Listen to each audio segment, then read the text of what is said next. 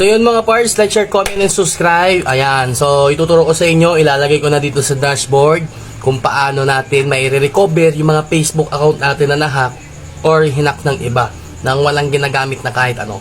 So ayan, like, share, comment, and subscribe ulit. And then ilalagay ko na lang dito sa dashboard. Okay, let's go! Gusto mo bang i-recover ang iyong Facebook account kahit wala ka ng access sa email address o mobile number o baka pinalitan na kasi merong nag-hack nito? Marami ang nagtatanong dito sa akin at isa na nga dito si Andy Boy Cuarto. Alam kong disappointed kayo dahil sa mga hackers na yan. Pero huwag mag-alala mga idol dahil sa videong ito, ituturo ko kung paano mo ma-recover ang iyong Facebook account kahit walang email address o mobile number. Panoorin mo hanggang dulo ang videong ito para maintindihan mo ng mabuti. Siya nga pala mga idol, kung hindi ka pa naka-follow dito sa account ko, follow mo muna para lagi kang updated sa mga video ko kagaya nito. Okay mga idol, ganito lang po ang gagawin natin. Una, pumunta sa Google Chrome o kahit anong internet browser na meron ka sa iyong device.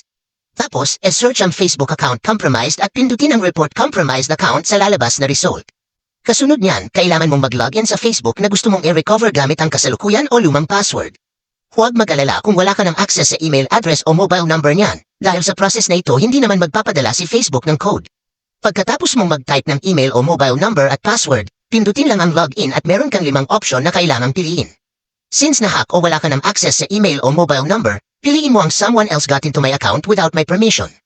Tapos pindutin ang continue at get started. Hintayin lang matapos ang pag-check ni Facebook sa iyong compromised account. Ayan mga idol, tapos nang i-check ni Facebook ang iyong account, pindutin mo lang ang continue. Ngayon, kailangan mong gumawa ng bagong password para ma-secure ang iyong account. Pindutin lang ang continue pagkatapos mo mag-enter ng password. Piliin ang iyong compromised account at pindutin ang continue. Dito naman sa page na ito, piliin mo ang mga tao na na-add mo dati, at kung hindi naman pwede mo siyang i-remove. Pagkatapos ay pindutin ulit ang continue na nasa baba. Ipapakita rin ni Facebook ang mga recent comments at pwede mo itong i-delete kung ayaw mo makita ito ulit, at pagkatapos pindutin ang continue. Ayan mga idol, all finished na daw, sabi dyan. Pindutin lang ang go to news feed, at congratulations, sa wakas, na-recover na rin ang iyong compromised Facebook account. Ngayon mga idol, alam kong itatanong mo ito, paano kung nakalimutan mo na ang current o old password? Huwag mag-alala dahil ituturo ko rin sa video na ito ang pinakahuling paraan sa pag-recover ng Facebook kung nakalimutan na ang password.